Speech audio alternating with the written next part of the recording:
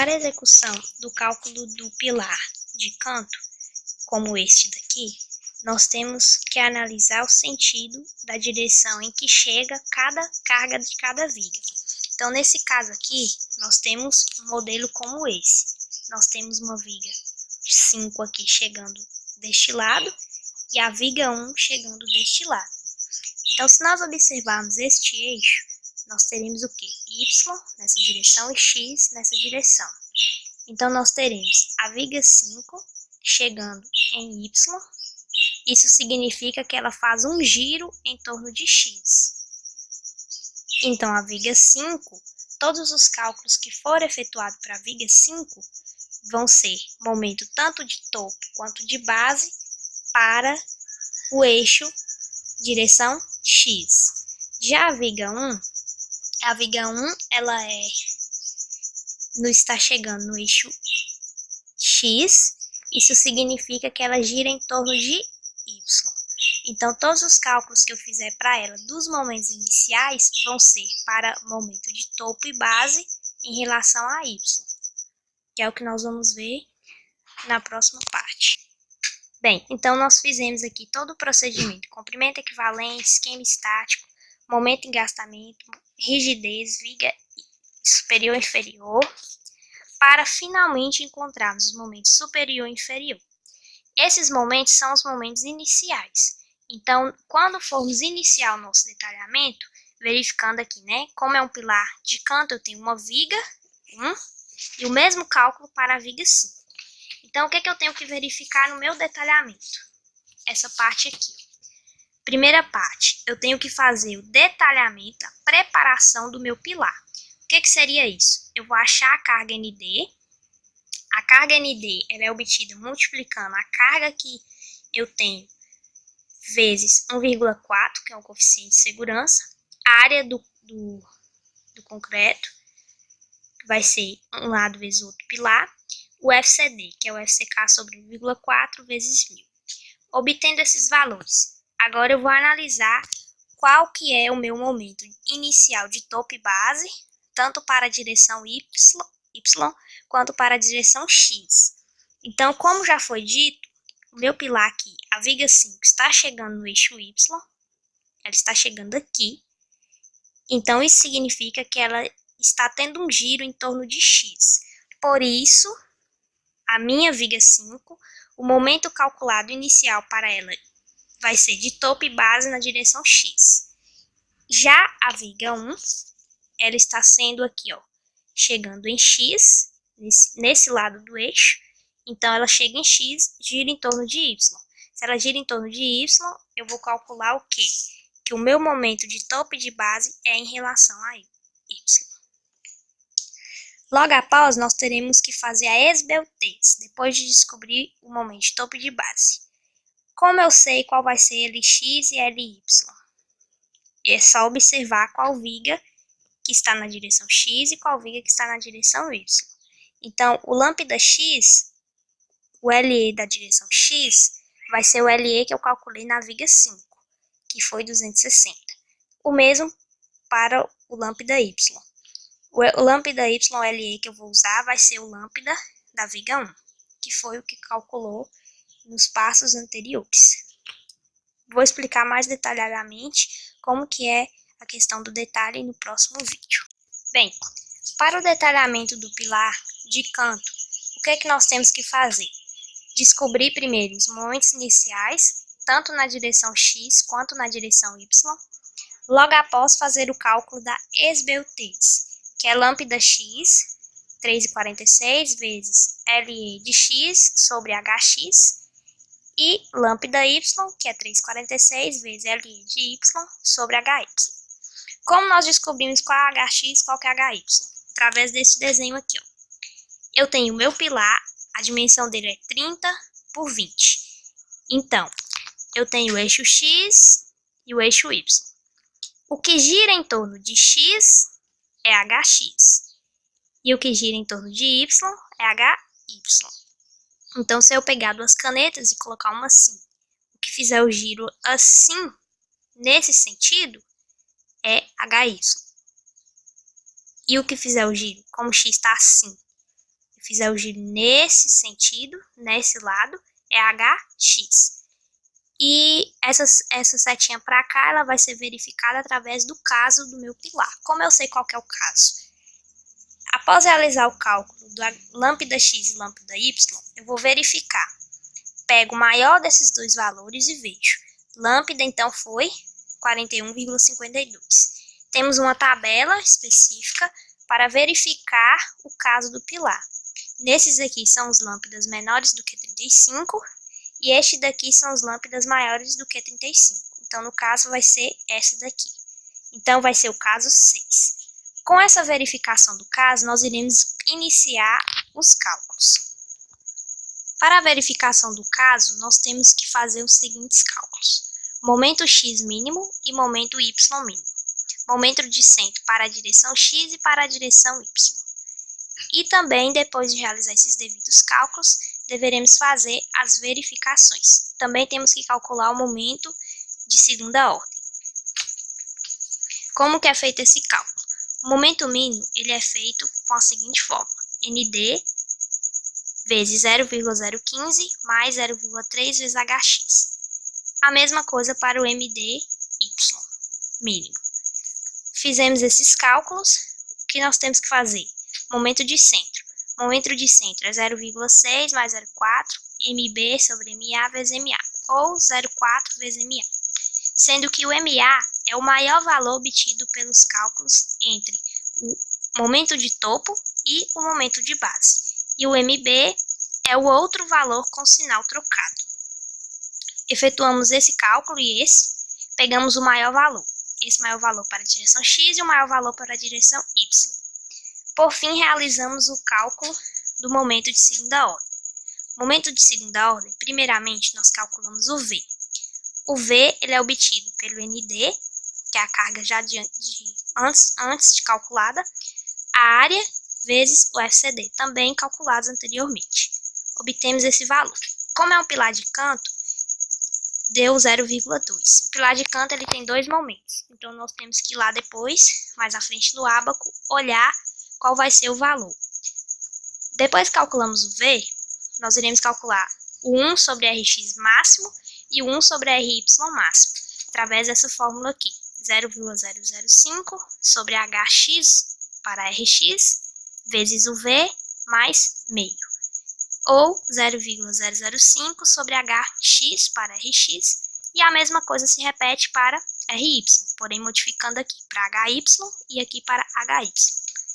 Fazendo esses dois cálculos, nós vamos fazer o momento de segunda ordem. O momento de segunda ordem é feito da seguinte maneira. O ND vezes o L equivalente para X sobre 10, e o L equivalente em metros, e ao quadrado, vezes o RX máximo, que eu passo a fazer as verificações, sendo que eu tenho que observar as verificações dispostas nessa sequência aqui. Então, para o caso 6, eu tenho verificação para o topo, tanto para x quanto para y, e base, tanto para y quanto para x. Verificação do centro de x mais m2x e de y para m mais m2y. Verificação de m1 do centro, m2xd mais m1xd mínimo. E a verificação também para o y mínimo mais o m2yd. Essa verificação é assim, mid x, nd vezes e, que é o momento, área vezes h, se eu estiver mexendo com mid x, é hx, vezes o FCD.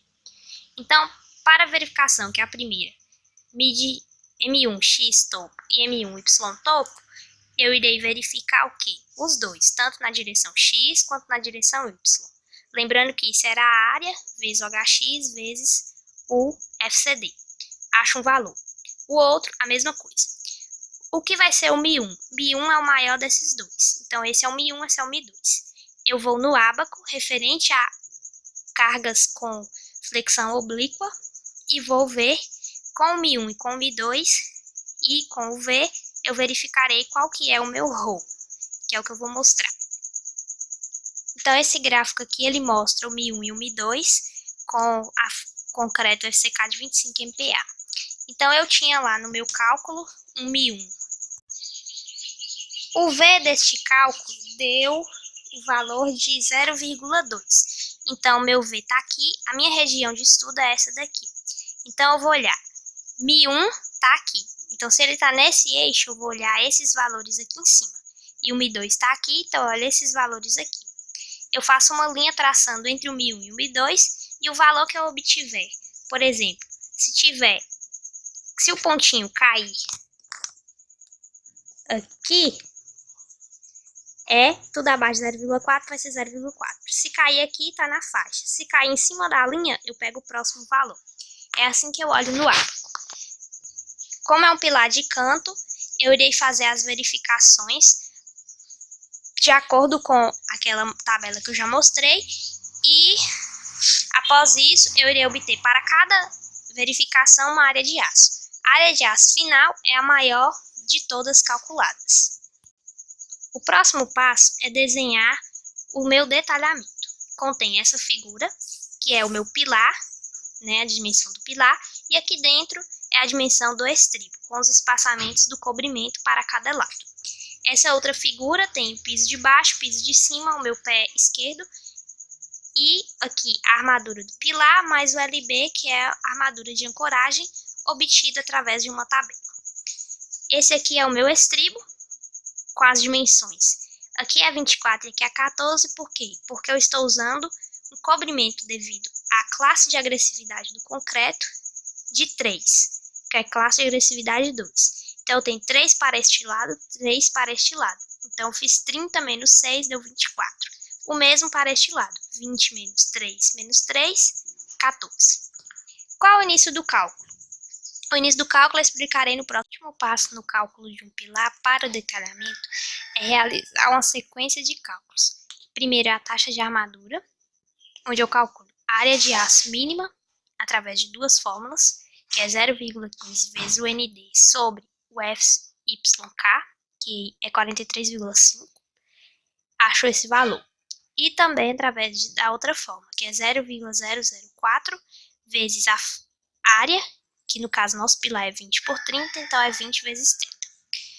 E a área de aço mínima vai ser o maior entre esses dois valores. A área de aço máxima é sempre 0,08 vezes a área de pilar que eu tenho, que é 20 por 30. Então, a minha área de aço mínima é 2,4. A área que eu calculei através de todas as verificações, a área final, que foi a maior área, foi 2,4. E a área máxima, 48. O próximo passo é o diâmetro das barras longitudinais, onde o menor diâmetro é 10 milímetros. O diâmetro das barras e o máximo vai ser o H mínimo. O que é o H mínimo? A menor dimensão do pilar. O pilar é 20 por 30, a menor é 20. Então, a menor dimensão do pilar, dividido por 8, dá 2,5.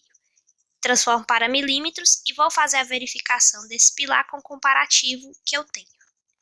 Onde o comparativo é este daqui. Então, o diâmetro que eu tenho mais próximo comercial para 25 milímetros é o próprio de 25 milímetros. Então, eu vou utilizar ele para os meus próximos cálculos. O espaçamento, isola isso aqui. O mínimo é esses dois valores. O maior entre esses dois valores, que é 4 vezes o diâmetro longitudinal escolhido, ou 4 centímetros. E o máximo é entre esses dois valores, 40 centímetros ou 2 vezes H mínimo. E tem que ser o menor entre esses dois. O mínimo é o maior entre esses dois e o máximo o menor entre esses dois. Como eu acho o meu espaçamento mínimo? Que eu coloquei esse aqui, através de uns testes, que são esses aqui. Eu vou verificar. Para o diâmetro de 10, eu tenho o meu estribo, que já foi descrito antes, que é 24 por 14. E esse estribo, a minha área não era 2,4, eu vou dividir 2,4 de área por uma área do estribo de 10. Pelos dados fornecidos, uma área do estribo de 10 vale 0,8 centímetros quadrados. Então, eu divido 2,4 por 0,8. Eu acho 3 estribos. Sempre que der ímpar, somo 1. Então, eu tenho 4 barras. 4 estribos não, 4 barras totais. Que essas barras vão ser utilizadas lá no pilar. qual é o meu espaçamento? Como aqui eu só tenho... Bem, então vamos aqui verificar a questão do espaçamento entre os estribos. Como eu já disse, é feito através de testes, onde o meu estribo diâmetro de 10, que foi o diâmetro primeiro para efetuar os cálculos, eu tenho o estribo de 24 por 14. Como eu consigo descobrir a quantidade de barras necessárias? Eu pego a minha área, que eu calculei, através das verificações, a maior área, divido com a área do diâmetro de 10. Que, no caso, a área do diâmetro de 10, ela corresponde a 0,8 centímetros quadrados. Então, a minha área aqui vai ser 2,4 dividido por 0,8. Dá 3. Como foi o número ímpar, acrescento mais 1, então eu vou ter 4 barras. Então, o mínimo de barras é sempre 4 barras, uma em cada canto. Com espaçamento, no caso aqui, 24, como só tem um espaço, divido por 1, e 14, dividido por 1, 14. Para esse diâmetro, eu vou ter 4 vezes o diâmetro sobre 10, para transformar de milímetros para centímetros, acho 4 centímetros, o espaçamento mínimo entre esses estribos. Aí eu vou fazer o outro teste, 12,5. 12,5 deu 2,4 por 1,25, que é o valor de área para o diâmetro de 12,5. Deu 2 barras, então eu não vou considerar essa daqui, porque o mínimo são 4 barras, uma em cada canto do estribo. O próximo passo é calcular as armaduras transversais de estribos, que é o diâmetro. O diâmetro do estribo ele tem que ser maior valor entre 5 milímetros ou o diâmetro L sobre 4. Como eu escolhi o diâmetro de 10, eu vou pegar 10 dividir por 4, dá 2,5. Como é o maior, vai ser 5. O espaçamento entre os estribos ele é o menor entre esses três cálculos. 20 centímetros, o H mínimo que é 20 centímetros, ou 12 vezes o diâmetro longitudinal. O meu diâmetro longitudinal escolhido foi 10. Então, eu faço 12 vezes 10, dividido por 10 para transformar em centímetros. Então, o menor vai ser 12 centímetros. E, por último, o travamento, que é 20 vezes o diâmetro transversal, que o diâmetro transversal é o diâmetro do estribo. Então, eu pego 20 vezes 5, dividido por 10 para transformar em centímetros, acho 10 centímetros. Então, como eu vou colocar esses valores aqui nos nossos desenhos de detalhamento? Foi feito o cálculo, eu obtive 4 barras. Então, aqui eu vou colocar nessa linha 4, V diâmetro de quanto? Foi escolhido o diâmetro de 10, 320, por quê? Porque é 280 mais o LB, que é 40. O LB, encontrei ele na página da apostila ou tabelas na internet, que é o diâmetro de ancoragem de acordo com o FCK e com o diâmetro. E aqui é o detalhamento do meu estribo. Como eu sei que vai ser 25, eu vou pegar 280. A quantidade de estribos é feita da seguinte maneira. Pego o meu pé direito, o meu pé esquerdo, que é 280, e vou dividir pelo espaçamento. O meu cálculo aqui deu espaçamento de 12, não foi isso? Espaçamento de 12. Então, eu vou dividir 280 dividido por 12 igual 23,24. Aproximadamente 24 estribos. Porém, o estribo eu sempre somo mais um, então por isso que foi 25. O diâmetro do estribo, como calculado aqui, que foi o diâmetro aqui, 5 milímetros. Então, eu vou e coloco aqui 5 milímetros. Cada, quer dizer, o espaçamento 12. E aqui é o comprimento total do meu estribo, que é 24 para esse lado. Então, vai ser 24 vezes 2. 14 desse lado. Então, 24 vezes 2 mais 14 vezes 2. Mais essa dobrinha aqui que eu tenho para fechar o meu estribo. Dá 86. Bem, algo diferente que pode acontecer quando estamos calculando o espaçamento entre barras longitudinais é a seguinte questão. Eu verifiquei aqui, para o diâmetro de 10, nós vamos ter um estribo de 24 e 14. Minha área calculada através das verificações foi 9,6. Dividido por 0,8, que é a área para o diâmetro de 10, deu 12 barras. Então, o que eu posso fazer? Eu sei que tem que ter 4 barras, uma em cada canto. As restantes eu irei distribuir. Então, ficou com espaçamentos iguais, proporcionais. Então, ficou 1, 2, 3, 4, 5, 6, 7, 8 aqui, mais 9, 10, 11, 12 nos cantos. 12 barras distribuídas. Como é o seu espaçamento desse lado?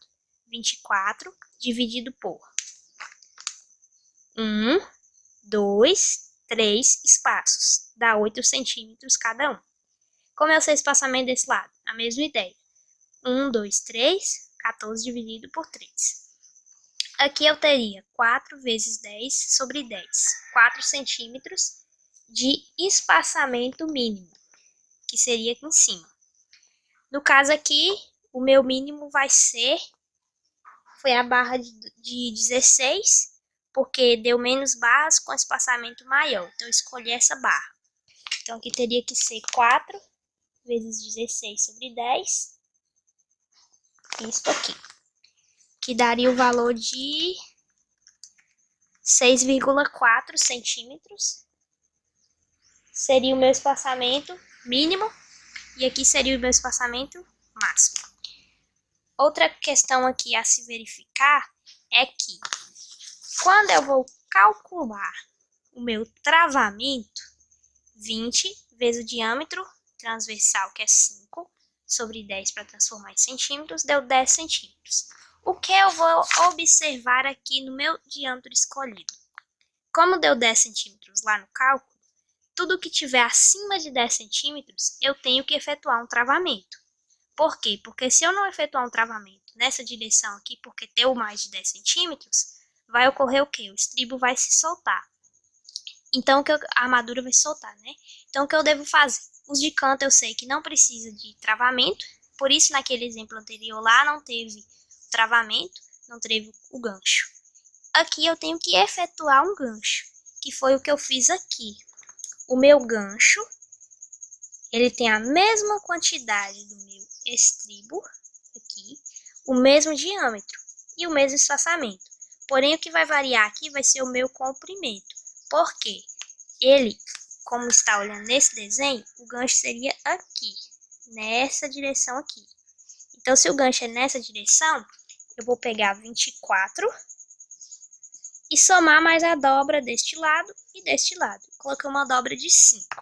Então, foi 24, de 5 não, de 6. 24 mais 12, deu 36 o comprimento total do meu gancho. Lembrando que o comprimento do estribo é o valor que você acha aqui de barras, de estribos, né? Você pega este valor 280, divide pelo espaçamento, soma mais 1, arredonda e soma mais 1, acha o valor do estribo. O diâmetro acha pelo cálculo do diâmetro. E o comprimento é esse vezes 2, mais esse vezes 2. Bem, para verificarmos as últimas diferenças aqui entre o pilar de centro, de canto, de centro e extremidade, o pilar de centrado, ele tem uma viga chegando aqui e uma viga chegando aqui. Então, ele está sujeito somente a compressão simples. Então, quando nós formos calcular os momentos iniciais, o que nós vamos ter? Como essa viga está chegando no eixo, nós temos aqui o eixo X e o eixo Y. Essa viga está chegando no eixo X. Então, se ela chega no eixo X, ela gira em torno de Y. Então, tudo que eu calcular para ela vai ser Y. E se essa aqui chega em Y, ela gira em torno de X. Então, tudo que eu calcular para ela vai ser X, tanto topo e base. Então, no caso, eu vou ter aqui os momentos, né? O LE dela, a viga 2, então, eu defini que a viga 2 vai ser Y. Então, a viga 2 vai ser o LE Y. E a viga 6 vai ser o LE X. Por essa análise aqui, se ela chega em Y, ela está em Y, então ela gira em X. Então, aqui o LE de X. E aqui o LE de Y. Aí eu faço ali 60, né? Normal, 40, 40, por causa da dimensão da viga. E para a esbelteza eu vou utilizar. Se eu quero lâmpada X, eu pego o LE de X sobre o HX. Se eu quero lâmpada Y, eu pego o LE de Y sobre o HY. Agora o pilar de extremidade já é um pouquinho diferente. Eu tenho essa viga aqui, que no caso aqui do nosso projeto é a viga 6. Então essa viga 6 aqui, ela tá chegando, ela está aqui, ela tá indo nessa direção. Então, se ela está indo nessa direção, ela está chegando no eixo Y. Se ela chega no eixo Y, o meu pontinho fica aqui, porque ela chegou no eixo Y. Então, a ND, que é a carga, está sendo aplicada em Y, girando em torno de X. Por isso que os meus cálculos para o pilar 2 vão ser momento de 1 XD, momento 1 XD para a base e para topo. No caso aqui, porque ela chega em Y, gira em X. Já no caso deste pilar 8 aqui, ó, ele está deitado aqui. Então, nós iremos fazer um giro nele de 90 graus e ele vai ficar em pé. Então, a minha viga aqui, que era a viga 9, ela tá aqui. Ela agora passa a chegar no eixo X, né? Então, a viga 9, ela tá vindo aqui, né? Tá vindo daqui pra lá, daqui pra lá. Então, ela chega no eixo X. Então, o pontinho fica aqui. Ela tá chegando no eixo X. Então, se ela chega no eixo X, ela gira em torno de Y. Se ela gira em torno de Y, tudo que eu calcular para os meus momentos iniciais, tanto M1 YD, topo, e M1 YD, base. Lembrando que aqui nós só temos um LE para calcular as BOTs, que é o que mostra aqui. Ó. Nós fazemos momento de topo em Y e em base em Y, e a SBOT só tem um LE, porque é um pilar de extremidade, só tem uma viga atuando. E aqui, a viga chegou em X, o pontinho fica... Não, ali tá... É isso. A viga chegou em X, girando em torno de Y, então o pontinho fica em X, isso mesmo. Aí nós analisamos aqui o maior lambda para verificar o caso. E o procedimento é o mesmo explicado anteriormente para efetuar os cálculos.